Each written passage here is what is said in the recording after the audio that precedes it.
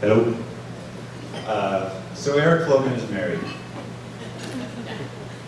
He must think this finally proves to everyone that he's not gay.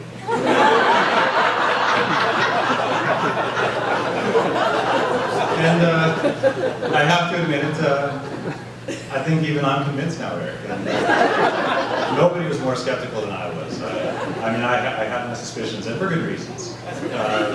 But for some of you that don't know Eric so well, haven't met him too many times, you might be a little confused by the fact that I was suspicious.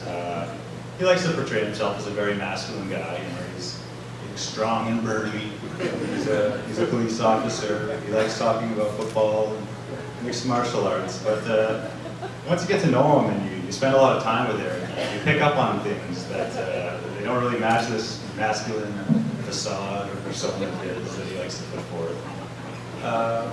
And I've known Eric for a long time. As Dennis mentioned, I lived with him for several years. And so I picked up on a lot of things. So maybe I'll just pass on a few of these things I've noticed about Eric, and you'll understand where I'm coming from.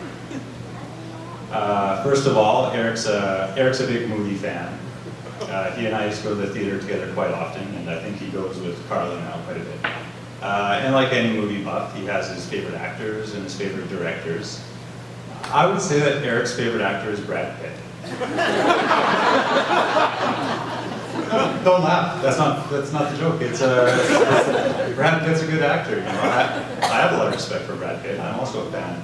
But the way that Eric expressed his admiration for Brad Pitt was a little unsettling.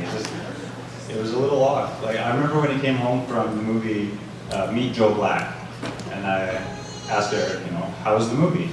And he said, if I could only make love to one man, it would be Brad Pitt.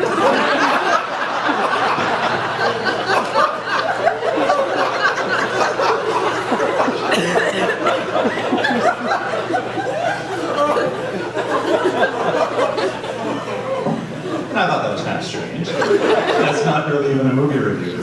But, I mean, at the time, I sort of wrote it off as nothing. I mean, he doesn't literally want to make love to Brad Pitt. It's a metaphor. He wants to make love to Brad Pitt's acting ability. You know, so I wrote that off as nothing. You know. But around the same time, Eric started having a lot of girlfriends. And by girlfriends, I don't mean girls that Eric dated. I mean like a, hey girlfriend, it's Thursday night, let's go clothes shopping.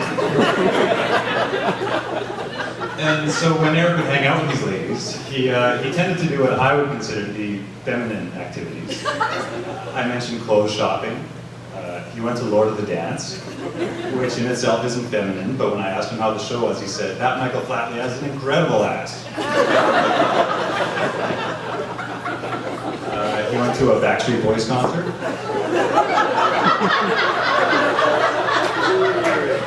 And the warning bells should have went off for everyone who knew that.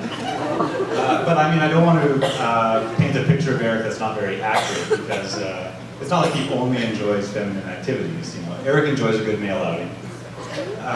Eric and I went to Edmonton, and actually our MC Dennis was on the same trip, and we went to see the Heritage Classic hockey game between the Edmonton Oilers and Montreal Canadiens. And I mean, we had a blast on that trip. We had a great time. We had a lot of fun watching it. I mean, like, I had a lot of fun watching the game. Eric took off for like the entire second period.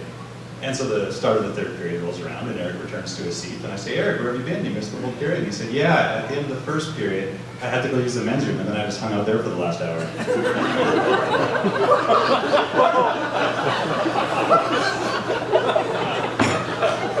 That's true. But I mean, taken by itself, that doesn't necessarily mean anything. Okay, he's in the bathroom for an hour. But let's start putting the pieces of the puzzle together. He wants to make love to Brad Pitt. Michael Flatley has an incredible ass. He's a fan of the Backstreet Boys. And now he likes to hang out in men's rooms. But I think the capper to my suspicions, what really cemented them in my mind, was about 3 years after we lived together, and Eric suggested to me that we become common law partners. And I said, what?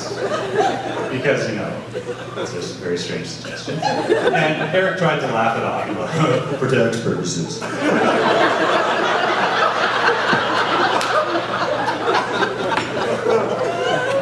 But I mean, even though he dressed it up as a joke, I was still rather jarred by this, because I mean, how do you react to someone coming up to you with that sort of suggestion? But I mean, I know how I reacted. I told him he was being silly, I rolled over and I went back to sleep.